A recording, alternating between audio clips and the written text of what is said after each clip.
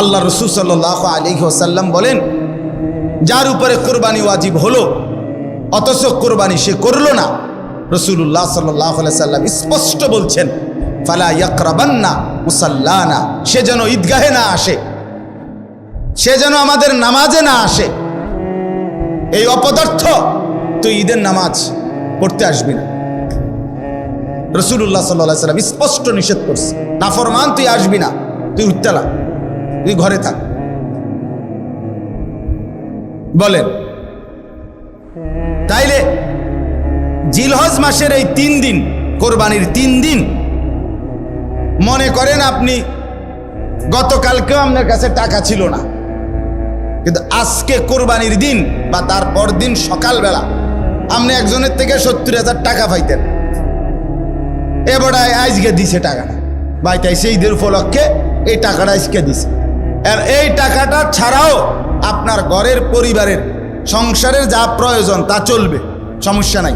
এই টাকাটা তো আমি ধরছি না হিসাব, এই আজকেই টাকাটা পাইছেন, আজকে তো আগামী এই 3 দিনের সন্ধ্যার আগে আগে আপনার জন্য কোরবানি ওয়াজিব।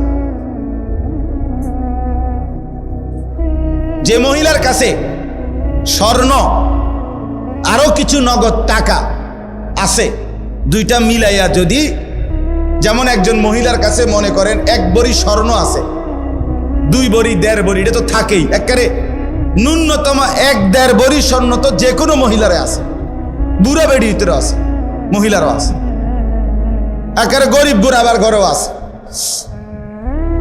সাথে যদি ওই 3 দিন এই মহিলার কাছে আলগা কিছু টাকাও আছে, 10,000, 5,000, 20,000, 15,000, উনার টাকা, এটি উনার মহিলার নিজের টাকা, স্বামী দিছে, নয়তো ছেলে দিছে, নয়তো বাপের বাড়ির থেকে দিছে, যেমনি হোক দিছে, এই স্বর্ণ আর ওই টাকাটা মিলাইয়া যদি 52,500 টাকার দামের চাইতে বেশি হয়, এই মহিলার উপরে কোরবানি ওয়াজিব, নিঃসন্দেহে ওয়াজিব। তাইলে 1 ভরি স্বর্ণের দাম তো হলো 80,000, ওনার কাছে আরো আছে 5,000 ব্যক্তিগতভাবে টাকা, তো 85,000 ধরেন, তো 85,000 টাকা 52,500-এর চাইতে কম তো তাইলে এই মহিলার উপরে কোরবানি ওয়াজিব হলো কিনা? কই আমাদের সমাজে কয়জন মহিলার কোরবানি দেয়? বেড়িতে গুস্তও না খাবায়, কিন্তু কোরবানি কো, রুটি গুস্ত না খায় উনি, কিন্তু কোরবানি হইও কই। রাসূলুল্লাহ সাল্লাল্লাহু আলাইহি ওয়াসাল্লাম বলেন, যে ব্যক্তি সামর্থ্য থাকার পরেও কোরবানি করলো না, সে যেন আমাদের নামাজে না আসে। কি পরিমাণ ধমক দিছে! তাহলে আমি এই 2টা মাসালা আপনাদের বুঝাই, কোরবানির বিষয়ে বুঝা দরকার। আপনি মনে করেন ছেলেটা বিদেশ, অধিকাংশ মানুষের ছেলে বিদেশ আছে, তাহলে সে টাকা রোজগার করে, এখন হে প্রত্যেক মাসে বা 2 মাসে 3 মাস পর পরই বাফেরে 20,000, 30,000 টাকা দেয়। এই ছেলেটা বাফের লাগিয়া পাঠায়, বাপ মার লাগবে। এখন কোরবানির সামনে এই উপলক্ষে ছেলেটা 30,000 টাকা পাঠাইছে, অথবা অন্যান্য বারের চাইতে 5,000 বেশি পাঠাইছে। ধরেন আগে পাঠাইতো সবসময় 30,000, যেহেতু কোরবানি এই জন্য পাঠাইছে 40,000, কথার কথা 10,000 বেশি পাঠাইছে। এখন এই টাকাটা দিয়া ছেলেটার মা এবং বাপের কোরবানি করছে, বাপ মার নামে কোরবানি দিছে। এখন ছেলেটা, তার কাছে তো টাকা আছে, তার তো এই শুধু 30,000 টাকা না, তার কাছে তো তার ব্যক্তিগত জমানো টাকা আছে, তো তার কাছে তো অবশ্যই 52,500 টাকার অতিরিক্ত টাকা তার কাছে ব্যাংকে হোক যেখানে হোক তার কাছে জমা আছে না? কথা বলেন না কেন? তাহলে এই ছেলেটার উপরে কোরবানি ওয়াজিব কিনা বলেন না? তো এখন তার যে বাংলাদেশে তার বাপ মার নামে কোরবানি হলো, দিল, তো তাদের সওয়াব হইল, ঠিক আছে, তাদের কোরবানিও হয়েছে, কিন্তু এই ছেলের কোরবানি আদায় হয়েছে নি? কথা বলেন না কেন? তো এই 10 বছর ধরে ফুলাকা বিদেশ থেকে টাকা পাঠায়, বাপ মার নামে কোরবানি হয়, তার কোরবানি, সে তো গুনাহগারী থাইকা গেল, সে তো নাফরমানি থাইকা গেল। এই ছেলের জন্য তো ঈদের নামাজ পড়তে নিষেধ করছে আল্লাহ, নবীজি সাল্লাল্লাহু আলাইহি ওয়াসাল্লাম। তুই তো পাপী রয়ে গেল। তাইলে বলেন কি পরিমাণ মুসলমান এই চিন্তা হিসাব করিলে কত পরিমাণ প্রবাসী অসংখ্য এমন আছে যারা বাপমার নামে কোরবানি দেয় কিন্তু তার কোরবানি দেয় না। তো বলে বাপমার নামে কোরবানি দিত না, অবশ্যই দিব। বাপের যদি একটা লুঙ্গি লাগে এর লাগে কি ফুতের লুঙ্গি কিনতো না? কথা কন না কেন? বাপের যদি একটা জামা লাগে তো এর লেগে কি বাপের জামা আমি দিছি দেখা আমি আর খালি গায়ে আটমু নাকি? তো তাহলে এটা কথা হইলো কোনো?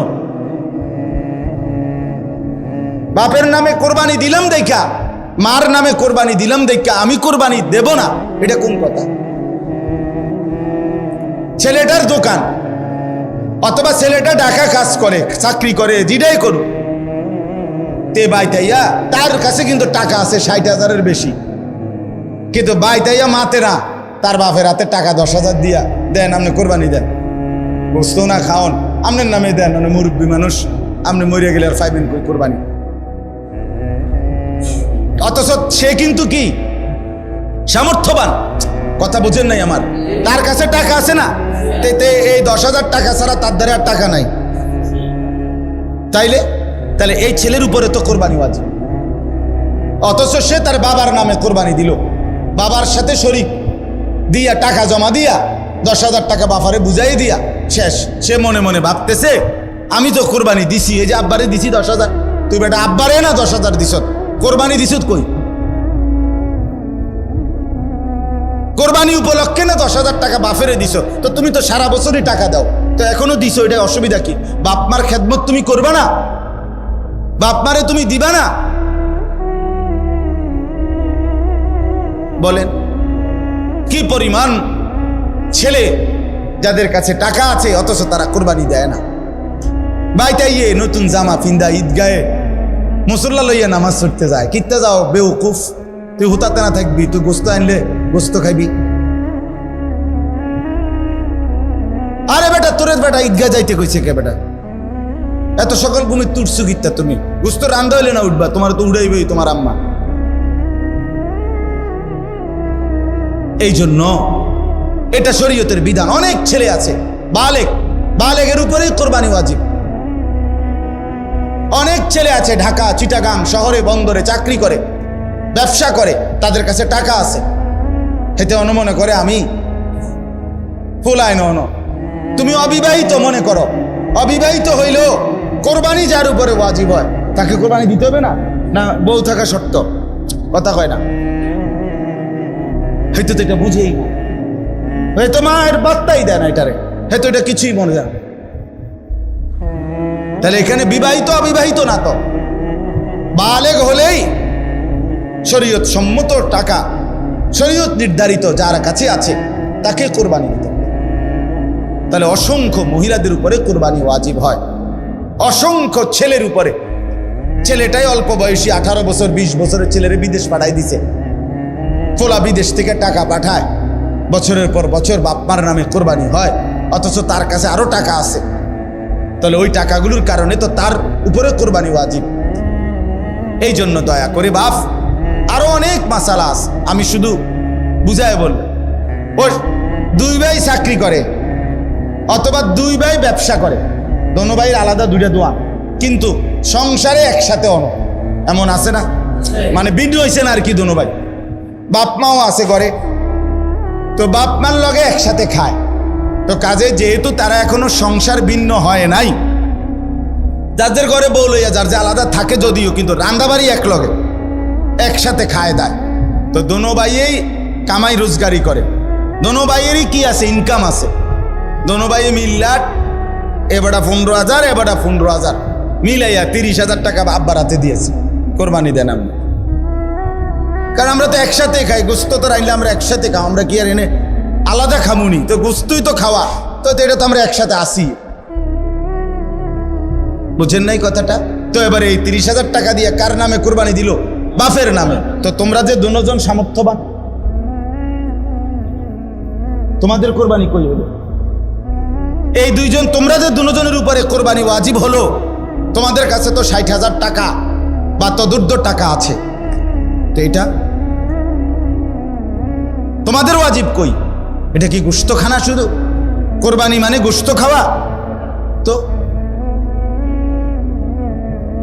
এরকম অগণিত মানুষ ভুল করছে। আচ্ছা, যদি বয়ের মাসালা কোনটা? মনে করেন 7 শরিকের কোরবানি, 6 শরিক আলগা হয়ে গেছে, আর এইখানে যে একটা শরিকের মধ্যে এরা 2 জন শরিক হয়েছে, এই 2 ভাই, কিন্তু দোনো ভাইয়ের উপরে কোরবানি ওয়াজিব। দোনো ভাইয়ের সামর্থ্যের কারণে, মানে দোনো জনের কাছে টাকা আছে আলাদা আলাদা, এখন কোরবানি ওয়াজিব হলে এনে 2 জনের, একজনের না 2 জনের? তো আগের আছে আলগা 6 শরিক মনে করেন, আর এরা 2 ভাই মিল্লা টাকা দিয়া 1 শরিক লইল। তো দেখতে না আপনার কাছে মনে হইলো কয় শরিক? 7 শরিক, কিন্তু কোরবানি ওয়াজিব ওয়ালা শরিক মূলত হয়েছে কয়জন? তো একজনের কোরবানিও হবে। ইন্না আউওয়ালা বাইতিন ওয়ুদিআ লিন-নাসি লাল্লাযী বিবাক্কাতা। হজ এটা মূলত করা হয় কাবা ঘরকে কেন্দ্র করে। কাকে কেন্দ্র করে? তা আল্লাহ তাআলাকে যদি প্রশ্ন করেন, আল্লাহ কাবাকে কেন্দ্র করে হজ কেন করতে হবে? নামাজ বাড়িঘরে হয়, রোজা যে যেখানে আদায় হয়, জাকাত যে যেখানে আছে সেখান থেকে দিলেই হয়, তো হজে কি কি করতে হবে আপনি আমার এটা কোনায় ব্যবস্থা করি। কথা বুঝছেন কি না? নামাজ, জাকাত, রোজা যেহেতু এখানেই পালন করতে পারি, হজের জন্য এখানে যাইতে হবে কেন? তো আল্লাহ তাআলা কাবা ঘরের কতগুলো বৈশিষ্ট্য আল্লাহ তাআলা এখানে বলছেন, বলার পরে বলছেন এই বৈশিষ্ট্যগুলোর কারণে আমি আমার এই ঘরকে কেন্দ্র করে হজ ফরজ করলাম। কি কি বৈশিষ্ট্য কাবার, যেটা আমনের বাড়ি ঘরে নাই, যেটা বাংলাদেশ চীন জাপানে নাই, যেটা মক্কার ওই কাবা ঘরে আছে, সেটা আর কোথাও নাই। ওই বৈশিষ্ট্যগুলো শুধু সেখানেই পাওয়া যায়, অতএব সেখানেই হজ করতে হবে। 1 নাম্বার, ইন্না আউওয়ালা বাইতিন, আল্লাহ বলে আমার এই গোটা জমিনের কায়নাতের মধ্যে ওই জায়গায় যে কাবা, এটাই জমিনের প্রথম ঘর। জমিনের প্রথম, এটা মর্যাদাটা, কাবার বৈশিষ্ট্য, এটা প্রথম ঘর। এই পৃথিবীতে প্রথম মাটি তে আল্লাহ তাআলা এই গোটা পৃথিবীতে প্রথম যে ঘরটা বানিয়েছেন সেটা কাবা, এটার বৈশিষ্ট্য। 2 নাম্বার, ওয়ুদিআ লিন-নাস, এই ঘরটা আমি আল্লাহর পক্ষ থেকে বানানোই হয়েছে মানুষের জন্য। মানুষ সেখানে আসবে, আমার বান্দারা আসবে, এই জন্য আল্লাহ তাআলা কাবা বানাইয়া ইব্রাহিম আলাইহিস সালামের মাধ্যমে ইব্রাহিম নবীকে বলছে আযযিন ফিন-নাস বিল হজ, ইব্রাহিম তুমি মানুষদেরকে এই ঘরের উদ্দেশ্যে হজ করার জন্য ডাকো। তাহলে আল্লাহ বলেন আমি বানাইছি মানুষের জন্য, তো মানুষ যাবে না তো কে যাবে? আমার বান্দা আসবে না তো কে আসবে এখানে? তো এটা বানানোই হয়েছে ইমানদারের জন্য, এটা বানানোই হয়েছে মুমিনের জন্য, এটা বানানোই হয়েছে মুসলমানের জন্য। সুবহানাল্লাহ। 3 নাম্বার, লাল্লাযী বিবাক্কা, আল্লাহ বলে কাবা শুধু কেবল এটা মক্কাতেই অবস্থিত। কোথায় অবস্থিত? কাজেই এত বাই এত, দৈর্ঘ্যে কত, প্রস্থে কত, সব কিছু একেবারে ইঞ্চি মিলাইয়াও যদি পৃথিবীর অন্য কোথাও কেউ এমন একটা ঘর করে এবং এভাবে কালো, যেই গিলাফটা কালো গিলাফ কাবা ঘরের মধ্যে লাগায়, এটা তো সৌদি আরবে কোম্পানিতে বানায়, একটা নির্দিষ্ট জায়গা আছে, ওরা সারা বছর এই গিলাফটা বানায়। তো এই গিলাফ এখানে একটা বানাইলে এটা এরকম 1000টা গিলাফ বানানো কি অসম্ভব? তো এটা জায়গায় জায়গায় এরকম একটা ঘর বানাইয়া গিলাফটা লাগাইয়া দিলেই তো হয়। আল্লাহ বলে না, হয় না। লাল্লাযী বিবাক্কা, এটা মক্কাতেই হতে হবে, এখানেই যেটা এটাই। এই জন্য ওই যে আব্রাহা বাদশাহ ইয়ামানে বানাইয়া কাবার মর্যাদা দিতে চাইছিল, মক্কার এক লোক গিয়া ওইখানে পেশাব পায়খানা করে দিয়েছে, যা তোর এটা দিলাম। এই কারণেই আব্রাহা বাদশাহ হাতি নিয়ে আসছিল কাবা ধ্বংস করতে। কথা বুঝছেন তো? এটা মক্কাতেই অবস্থিত। 4 নাম্বার, মুবারাকান, আল্লাহ বলেন কাবা এই যে মক্কার, এটা বরকতের খাজানা, বরকতের খনি, বরকতের খনি। এটাতে আল্লাহর ঘর কাবাতে আসছে, আর বরকতে বরকতে আল্লাহ তাআলা তার জিন্দেগি ভরে দিয়েছে।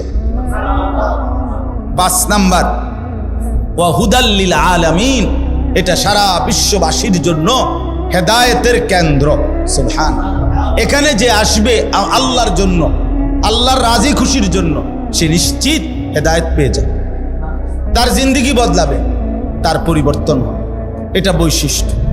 6 নাম্বার, ফিহি আয়াতুম বাইয়িনাত, আল্লাহ বলে এই কাবার চারিদিকে অগণিত আল্লাহর কুদরতের নিদর্শন আছে। কাবার ঘর দেখলে আল্লাহর কুদরত, কাবার দরজা দেখলে আল্লাহর কুদরত, হাজরে আসওয়াদ পাথর দেখলে আল্লাহর কুদরত, হাতিমে কাবা দেখলে আল্লাহর কুদরত, মুলতাজিমার সামনে দাঁড়াইলে মুলতাজামের আল্লাহর কুদরত। এরপরে কাবা ঘরের ছাদের পানি যেই পড়ে মিজাবে রহমত, এটার দিকে তাকাইলে আল্লাহর কুদরত।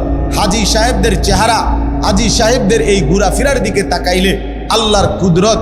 তাওয়াফ দেখলে আল্লাহর কুদরত, সাফা মারওয়ায় আল্লাহর কুদরত।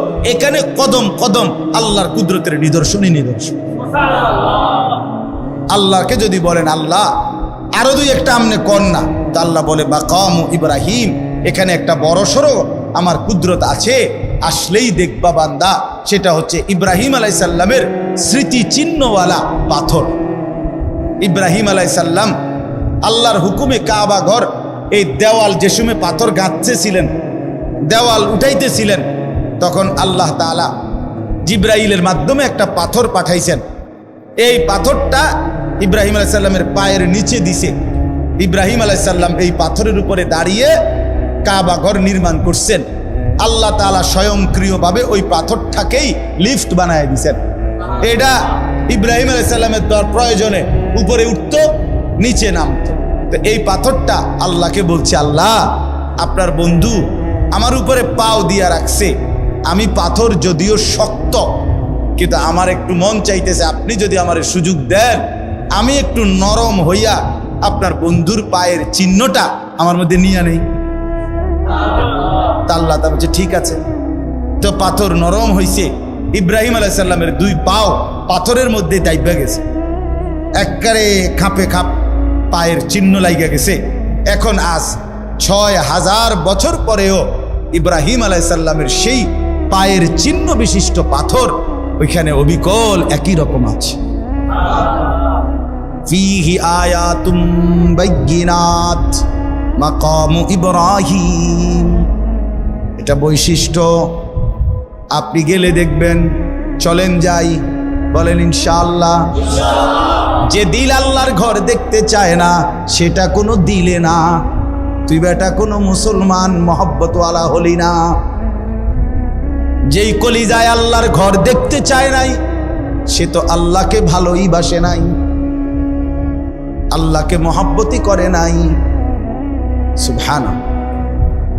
ওয়ামান দাখালাহু কানা আমিনা, এই শেষ বৈশিষ্ট্য হইল আল্লাহ বলে আমার এই কাবা এমন জায়গা, এখানে আসলেই নিরাপদ, আসলেই নিরাপদ, গুনাহ থেকেও নিরাপদ, নাফরমানি থেকেও নিরাপদ, শত্রুর হামলা থেকেও নিরাপদ, কারো জুলুম অত্যাচার থেকেও নিরাপদ। সুবহানাল্লাহ, নিরাপদ। ওমান দাখালাহু কানা আমিনা, ঢুকলেই নিরাপদ, ঢুকলেই নিরাপদ। আল্লাহ বলছেন এটা নিরাপদ। এই এত কিছু বলে এই শেষ কথাটা দেখেন, আল্লাহ তাআলা বলেন কাবার কি কি বৈশিষ্ট্য কইল? 9টা বৈশিষ্ট্য কইছে। 1 নাম্বার, এটা প্রথম ঘর। 2, মানুষের জন্যই বানানো হয়েছে। 3, মক্কাতেই অবস্থিত। 4, বরকতের কেন্দ্র। 5, সারা পৃথিবীর মানুষের হেদায়েত, হেদায়েতের কেন্দ্র। 6, এখানে অগণিত নিদর্শন আছে চারিদিকে। 7, এখানে মাকামে ইব্রাহিম আছে। 8, এখানে যে ঢুকবে সে নিরাপদ হয়ে যাবে। এই 8টা 9টা 8টা। আবার ওই একটার ভিতরে তো অনেকটি, এখানে অনেক নিদর্শন আছে কইলে তো একটা একটা আলগা আলগা কইলে তো এখানে অনেকটি।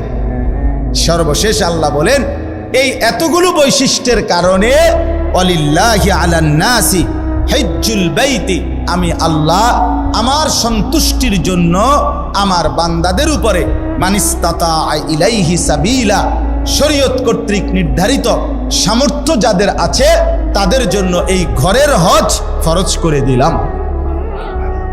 আল্লাহ এবার শেষ বলে, বান্দা শুনো, আমি এত বড় মর্যাদাপূর্ণ কাবা, এত বৈশিষ্ট্য বললাম, হজটাকে ফরজ করলাম, সামর্থ্য আমি দিলে তাইলে যাইতে কইছি, আমি যদি সামর্থ্য না দেই তাইলে যাওয়ার দরকার নাই।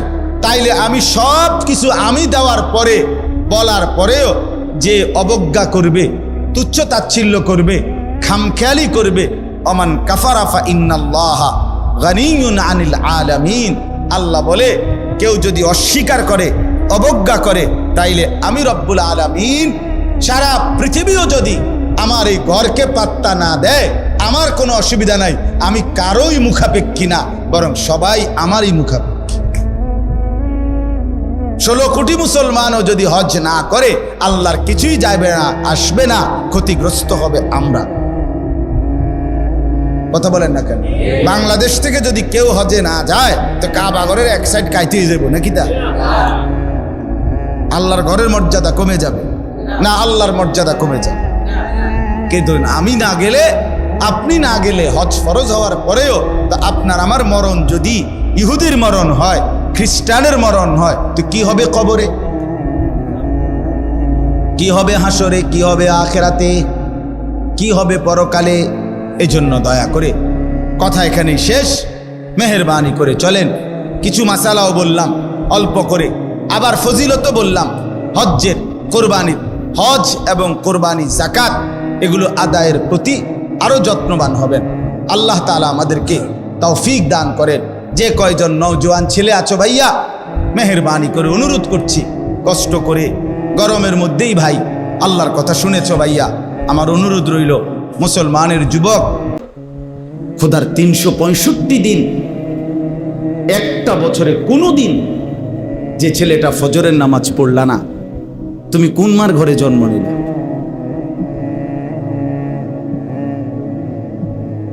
তুমি কোন বাপের ঘরে জন্ম নিলা? তোমার মায়ের 2 বছরের দুধের হক কি আদায়? মুসলমানের বাচ্চা এত বড় গাদ্দার হয় কেমনে বেটা?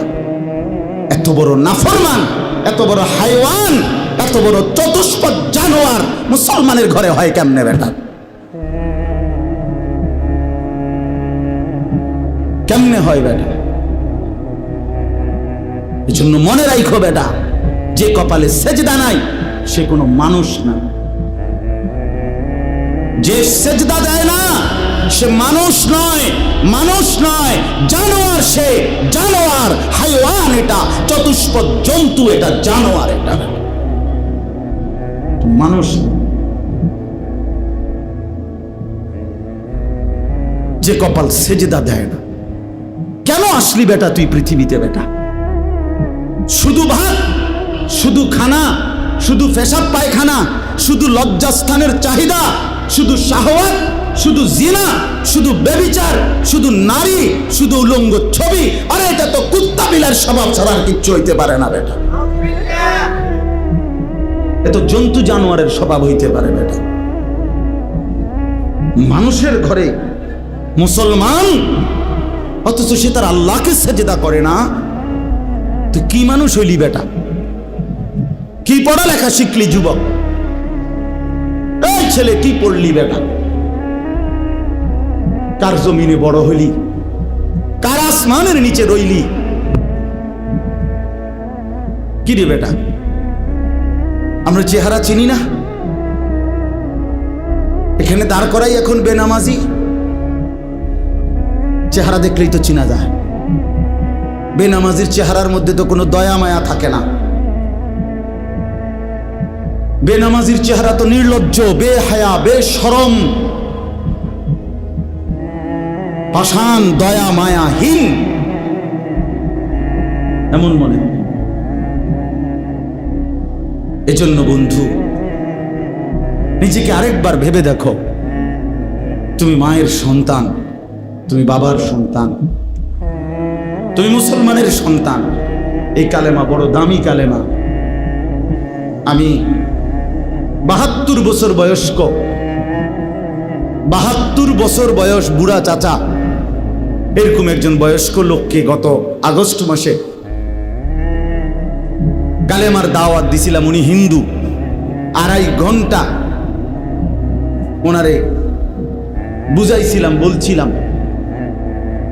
কিন্তু উনি এটা বলে যে ঈশ্বর অদ্বিতীয়, ঈশ্বরের কোনো অংশীদার নাই,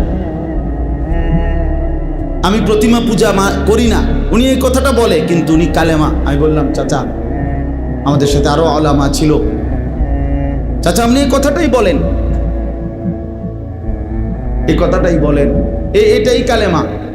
আপনি যেটা বিশ্বাস করেন এই কথাটা মুখে বলেন না, কালেমা আরবিটা বলেন, লা ইলাহা ইল্লাল্লাহু মুহাম্মাদুর রাসূলুল্লাহ, এটা বলেন। কত অনুরোধ করলাম, কানসি পর্যন্ত, বিশ্বাস করেন চাচার মুখ দিয়ে এই কথাটা বাইর করতে পারলাম না। কয় না, আমি এটা পড়তাম না। তখন আমি আমার সাথীদেরকে বললাম, হ্যাঁ এবার 72 বছর বয়স্ক একজন মুরব্বী, 72টা বছর জীবন পার হয়ে গেছে, অথচ তার জবান দিয়ে একটাবার কালেমা উচ্চারণ করল না। আর আল্লাহ তাআলা সেই কালেমা আমাদেরকে কত হাজার বার বলার তৌফিক দিছে। কত বড় নিয়ামত, কত বড় সৌভাগ্য যে আমি এক মুসলমান মায়ের ঘরে জন্ম নিছি, আমি এক মুসলমান বাবার ঘরে জন্ম নিছি। আমাদের কি যোগ্যতা ছিল? আমাদের কোনো যোগ্যতা ছিল এখানে? শুধুই কার দয়া? এত বড় দয়া যে আল্লাহ করলেন, এত বড় মায়া যে আল্লাহ করলেন, নিজে আল্লাহ পছন্দ করে আমারে ঈমান দিলেন, ঈমানদারের ঘরে জন্ম দিলেন, মুসলমানের পরিচয়টুকু দিলেন, মুমিনের পরিচয়টুকু দিলেন। সেই আমি কেমনে আল্লাহর নাফরমানি করি? রাসূলুল্লাহ সাল্লাল্লাহু আলাইহি ওয়াসাল্লাম তিনি বলছেন যে আমি আসার পরে যদি আজ মুসা নবী জীবিত থাকতো, ঈসা নবী জীবিত থাকতো, নবীজি বলেন তারা দুইজনেও আমি মুহাম্মদের অনুসরণ করা ছাড়া তাদের কোনো উপায় থাকতো না।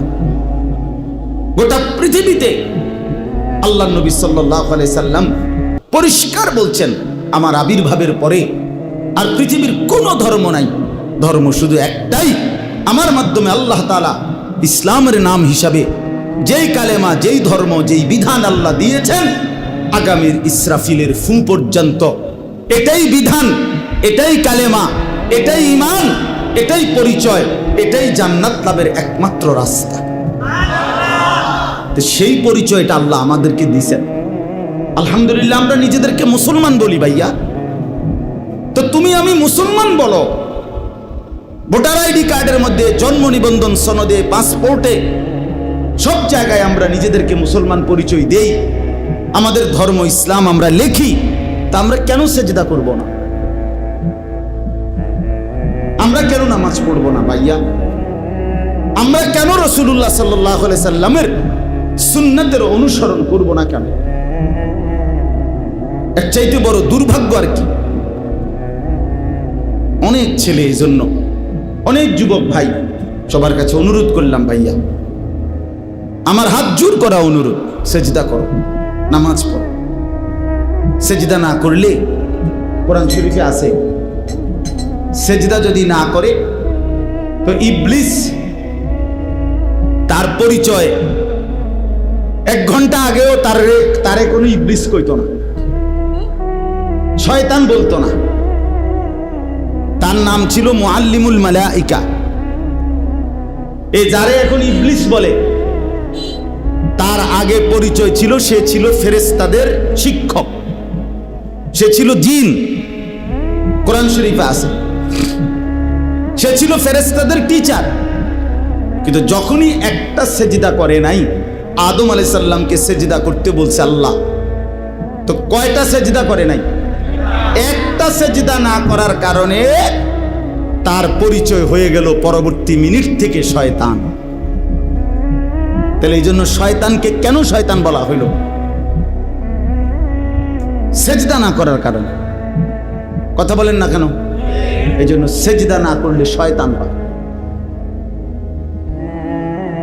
ইবলিস হয়, মরদুদ হয়, অভিশপ্ত, মালউন, লানতের যোগ্য, রাজিম, ঘৃণিত। এজন্য ভাইয়া তুমি কোনোভাবে দামি হইতে পারবা না, দামি হইতে পারবা না। সেজদাবিহীন দামি হয় না। দুনিয়া দুনিয়া তুমি আল্লাহর নাফরমানি করে যা ভোগ করতেছো, আলহামদুলিল্লাহ আমরাও আল্লাহর হুকুম মাইনা দুনিয়া তা ভোগ করতেছি। এই বাজার, ব্যবসা, দোয়ান, ভাত, মাছ, চাল, ডাল, বউ, বাচ্চা, স্ত্রী, সন্তান, সংসার, ফাঙ্গাস, তেলাপিয়া, ধনিয়া পাতা, কাঁচামরিচ, ফার্মের মুরগা, কক মুরগা, খাট, পালং, সোফা, ফার্নিচার, ফ্রিজ, এসি, হ্যাঁ, টাইলস, এটা না আমরা যারা সেজদা দেই এটি আমরার কাছে আছে। কথা বলে না কেন? তুমি আলগা কি ভোগ করে লাইলা? তুমি আল্লাহর নাফরমানি কইরা সারাদিন মোবাইল টিপা আমাকে রাইতে লিখি শান্তের দেশে ধাও নাকি? তো আর কি তা, তো তুমি বেকুব আর কি তা, মানে বেশতি কি? হ্যাঁ, বেশতি কি? শুধু শুধু শুধু শুধু ধোকা, শুধু শুধু ধোকা, শুধু শুধু বোকামি করলো, ধোকা খাইল। দুনিয়া এমনি মিলে যায়, দুনিয়া এমনি মিলে যায়। আল্লাহ পাক কোরআনে ওয়াদা দিছেন, আমি যাকে বানাইছি তার দুনিয়ার রিজিক আমি দেবই দেব। এই জমিনে যত কিছু আমার বিচরণশীল মখলুক, আল্লাহ বলেন ওয়ামা মিন দাব্বাতিন ফিল আরদি ইল্লা আলাল্লাহি রিজকুহা, সকলের রিজিকের দায়িত্ব আমি আল্লাহ আমার কাঁধে তুলে নিলাম। তাফসীরের মধ্যে আছে হযরত মুসা আলাইহিস সালাম একদিন আল্লাহ তাআলাকে জিজ্ঞেস করলেন, আল্লাহ আপনার সমস্ত সৃষ্টি ছোট বড় সকলের রিজিকের কথা আপনার মনে থাকে, মনে রাখতে পারেননি? তো আল্লাহ তাআলা বললেন, মুসা তোমার সামনে একটা বড় পাথর আছে, এই পাথরটার মধ্যে তোমার হাতের লাঠিটা দিয়া বাড়ি দাও। মুসা আলাইহিস সালাম বাড়ি দিলেন, পাথরের একটা অংশ ভাঙ্গা পড়ছে। আচ্ছা আবার মারো, আবার মারলেন, আরেকটা অংশ ভাঙছে, আবার মারো, আবার মারলে, পাথরের একটা অংশ ভাঙছে। 4 বার পাথরটাতে আঘাত করলেন। আঘাত করার পরে এরপরে পাথরটার ভিতর থেকে একটা ছোট্ট পোকা, একদম পিচ্চি, মুখে একটা সবুজ গাছের পাতা কুটকুট করে কামড়াইতেছে, খাইতেছে। এই অবস্থায় এই পাথরটার ভিতর থেকে এই পোকাটা নিচে পড়ছে। আল্লাহ তাআলা বললেন, মুসা ওই পোকাটা কি বলে কান পাইতে একটু শোনো। তাফসীরে রুহুল মাআনিতে আমরা পড়ছি, আরবি তাফসীরে। তো ছোট্ট পোকাটা মুসা আলাইহিস সালাম শুনতে পেলেন। ছোট্ট পোকাটা পড়ছে, সুবহানা মান ইয়ারানি ওয়ালা ইয়ানসানি, আমি আমার সেই মাওলার প্রশংসা করছি যিনি আমাকে প্রতিনিয়ত দেখছেন, আমাকে একবারও ভুলেন নাই। তো মুসা আলাইহিস সালাম বুঝলেন আল্লাহ তাআলা এতটা পাথরের ভিতরে এই ছোট্ট পোকার মুখে সবুজ গাছের পাতা যিনি পৌঁছাইতে পারেন, তিনি তার গোটা সৃষ্টির রিজিক ঠিকই পৌঁছাইতে পারেন। এই জন্য বন্ধু আমার, বাপ আমার, সবার কাছে অনুরোধ করছি, আমি শক্ত কথা বলছি, রাগ হইয়েন না, বিবেক জাগাবার জন্য বলছি, ঝগড়ার জন্য বলি নাই। কেন আমরা নামাজ পড়বো না? কেন নামাজ পড়বো না? রাসূলুল্লাহ সাল্লাল্লাহু আলাইহি সাল্লামের ভালোবাসার দাবি, মহব্বতের দাবি এটা, আল্লাহকে সিজদা করা। রাসূলুল্লাহ সাল্লাল্লাহু আলাইহি ওয়াসাল্লাম ইন্তেকালের পূর্ব মুহূর্তে আম্মাজান আয়েশা রাদিয়াল্লাহু তাআলা আনহাকে ওনার বুকের মধ্যে মাথা রাখা অবস্থায় নবীজি ইন্তেকাল করছিলেন। এই ইন্তেকালের পূর্ব মুহূর্তে হযরত জিবরাইল এবং আজরাইল দুইজন ফেরেশতাকে সামনে রেখে আল্লাহর নবী সাল্লাল্লাহু আলাইহি ওয়াসাল্লাম আম্মাজান আয়েশাকে বলছিলেন, আয়েশা আমি চলে যাচ্ছি আমার মালিকের কাছে, যাওয়ার আগে তোমার মাধ্যমে আমার উম্মতের জন্য আখিরি নসিহত, আমার উম্মতের জন্য আমার শেষ কথা, আসসালাত আসসালাত আসসালাত। আমার উম্মতকে বইল নামাজ ঠিক রাখতে, নামাজ ঠিক রাখতে, নামাজ ঠিক।